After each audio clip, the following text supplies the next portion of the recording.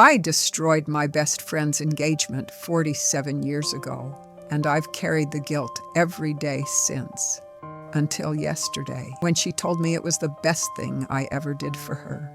My name is Patricia. I'm 74 years old. And in 1977, I convinced my best friend Linda not to marry the man she loved. She never married, never had the family she dreamed of, and I believed I'd ruined her life.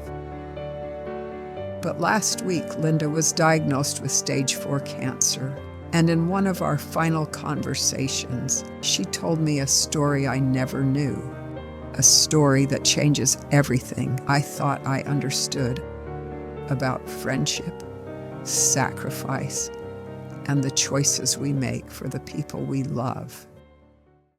Linda and I met in 1965 when we were both 18. We were roommates in a college dorm in Ann Arbor, Michigan.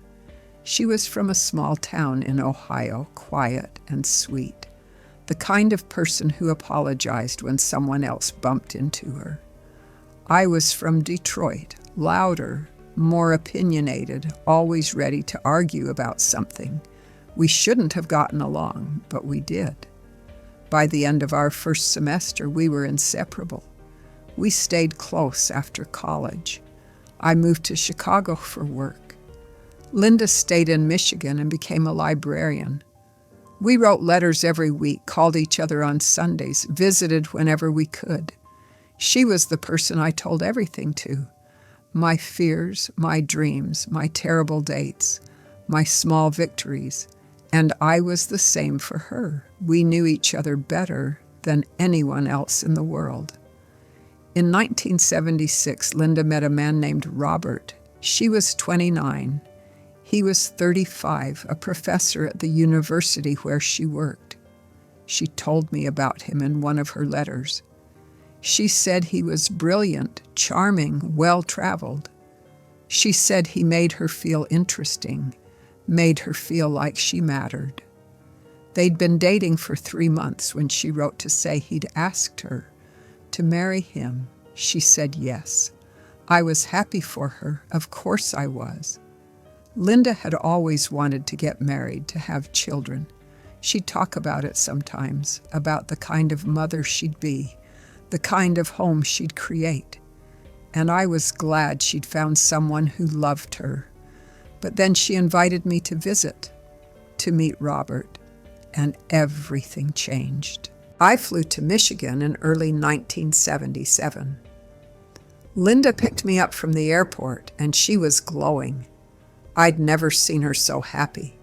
She talked about Robert the entire drive to her apartment, how smart he was, how much he'd seen of the world, how lucky she felt. I wanted to be excited for her.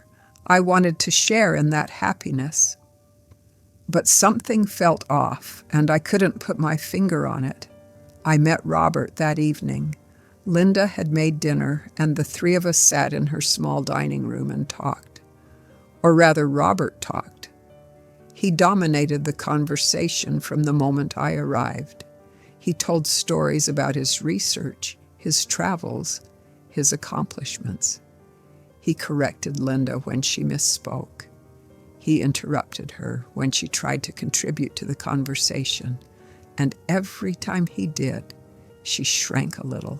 She smiled and nodded and deferred to him, but I could see it. She was making herself smaller to make room for him. I stayed for 3 days, and it got worse. Robert wasn't cruel exactly. He didn't yell or insult her, but he was condescending, dismissive. He'd make little comments about her work, about how being a librarian wasn't as intellectually demanding as being a professor. He'd talk over her at dinner. He'd make decisions without asking her opinion. And Linda just accepted it. She laughed it off. She made excuses for him. She said he was under a lot of stress, that he didn't mean it the way it sounded. But I saw the way she looked at him, like she was grateful he'd chosen her, like she didn't deserve him, and it made me furious. On my last night there, after Robert had gone home, I sat Linda down and I told her I didn't think she should marry him. I told her he didn't treat her like an equal. I told her she deserved better than someone who made her feel small. I told her she was settling and that she'd regret it. She got defensive. She said I didn't understand him, that I'd only seen him at his worst, that he was different when they were alone. She said I was being judgmental, that I didn't know what it was like to find someone who wanted to marry me. That hurt. I was 30, and I'd never had a serious relationship.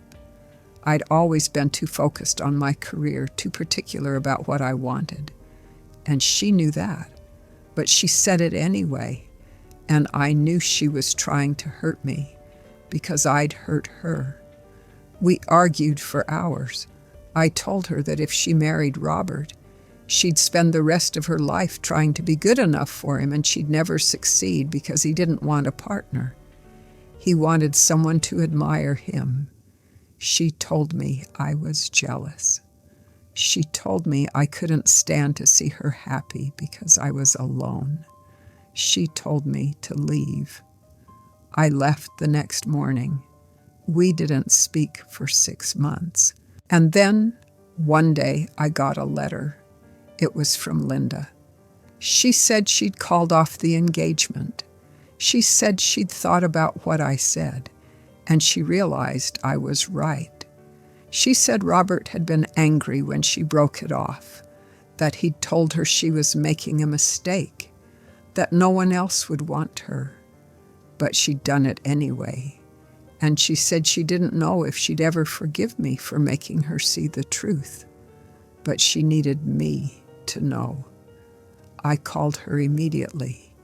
I told her I was sorry. I told her I'd only said what I said because I loved her, because I couldn't stand to see her with someone who didn't appreciate her. She said she knew. She said she understood. And slowly, carefully, we rebuilt our friendship. But Linda never got married. She dated a few men over the years, but nothing serious. She never had the children she'd wanted. She threw herself into her work, into her friends, into her community. She seemed happy, or at least content. But every now and then, I'd see this look on her face, this sadness, and I'd wonder if I'd made a terrible mistake. I'd wonder if I'd stolen her chance at the life she wanted, because I'd been too opinionated, too certain that I knew what was best for her. I never asked her about it. I was too afraid of the answer, and she never brought it up. We stayed close, best friends for nearly 60 years. But there was always this thing between us, this unspoken weight, the engagement I'd convinced her to break, the life she'd never had, the question of whether I'd done the right thing. And then, 2 weeks ago, Linda called me. She said she needed to tell me something. She said the doctors had found cancer, pancreatic, stage 4. They'd given her a few months, maybe less. She was calm when she said it, calmer than I was. I started crying immediately. I told her I'd come to Michigan, that I'd stay with her, that we'd fight this together. She said she'd like that. I flew out the next day. When I saw her, I barely recognized her. She'd lost weight. Her skin was pale, her eyes tired.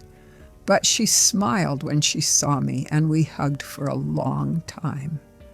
I helped her get settled on the couch, made her tea, and we sat together in her living room. And then she said, "Patricia, I need to tell you something. Something I should have told you a long time ago." I didn't know what to expect, but what she said changed everything.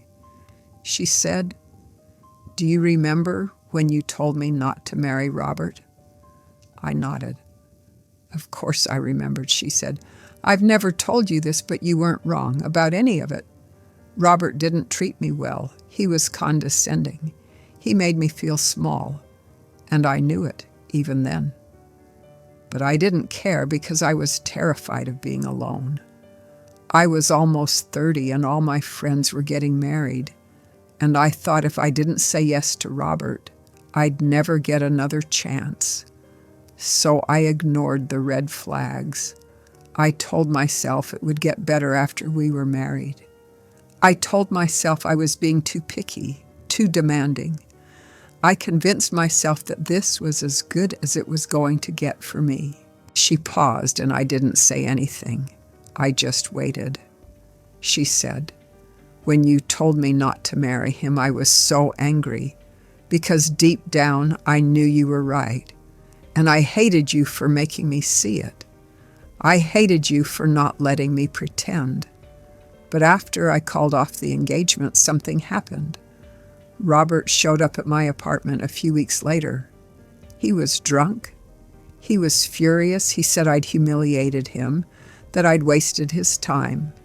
And then he grabbed me. He shook me. He told me I'd regret this, that I'd end up alone and miserable, and it would be my own fault." I felt my stomach drop.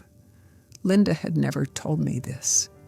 In all the years we'd been friends, she'd never mentioned it. She said, "He didn't hit me, but he wanted to. I could see it in his eyes." And in that moment, I realized what my life would have been if I'd married him. I would have spent decades walking on eggshells, trying not to make him angry, trying to be enough for someone who would never think I was. And eventually, I think he would have hurt me. Maybe not that year, maybe not for a long time, but eventually. She looked at me and her eyes were clear. She said, "You saved me, Patricia.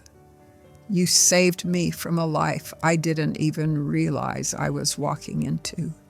And I've wanted to thank you for 47 years, but I didn't know how. Because how do you thank someone for destroying the future you thought you wanted, even when it turns out they were right?" I started crying. I told her I was sorry. I told her I'd always felt guilty, that I'd always wondered if I'd ruined her life. She reached over and took my hand.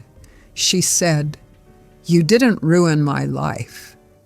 You gave me my life. I didn't get married. I didn't have children, but I had a career I loved. I had friends who cared about me. I had freedom.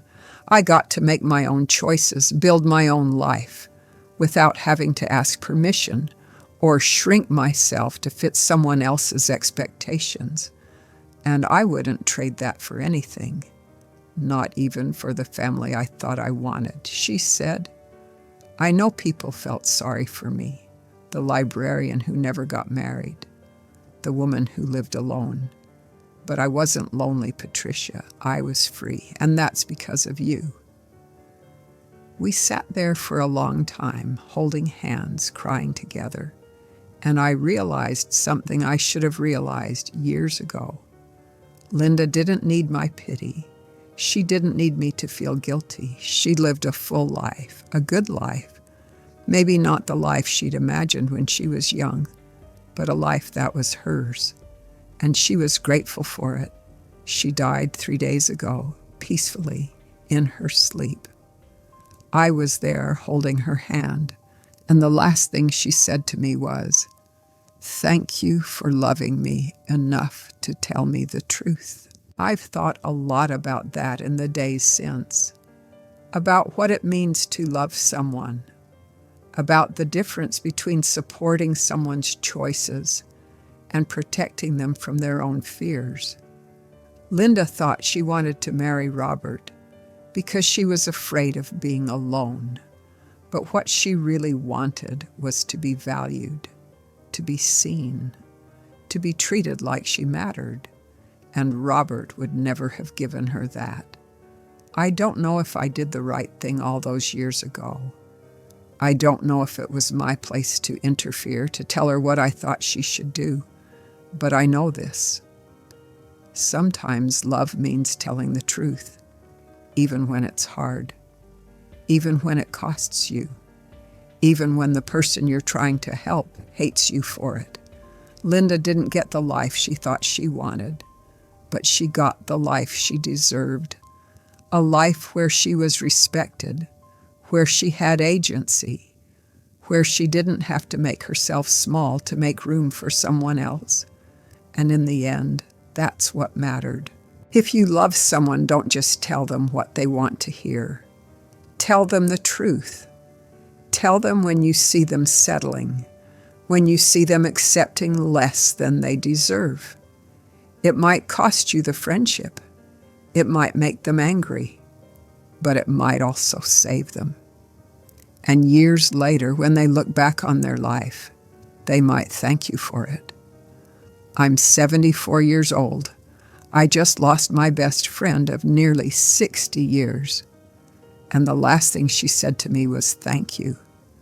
I don't think I'll ever stop missing her, but I'll also never stop being grateful that I was brave enough to tell her the truth, even when it was the hardest thing I'd ever done. Don't let fear keep you from being honest with the people you love, because sometimes the kindest thing you can do is tell them what they need to hear, not what they want to hear. And sometimes that makes all the difference